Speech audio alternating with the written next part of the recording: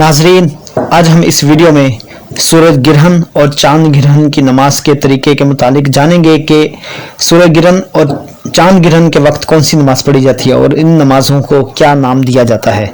कसौफ और खसौफ का जो डंडा है, सूरज ग्रहण को कहते हैं और खसौफ खे वाला वो चांद ग्रहण को कहते हैं। सूरज ग्रहण के मौके पर जो नमाज पढ़ी जाती है उसे नमाज कसौफ और चांद ग्रहण के मौके पर जो नमाज पढ़ी जाती है उसे नमाज खसौफ कहते हैं। इन नमाजों के पढ़ने का तरीका ये है कि जब ग्रहण हो तो इमाम के पीछे 2 रकातें पढ़ी जाएं जिनमें बहुत लंबी किरात हो और रकू सजदे भी लंबे हों।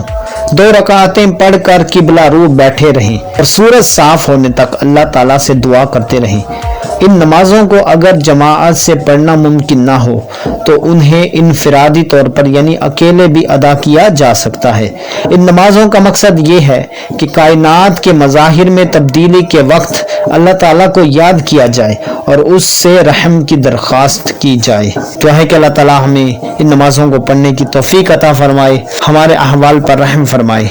मिलते हैं अगली वीडियो में, तब तक के लिए अल्लाह हाफिज़।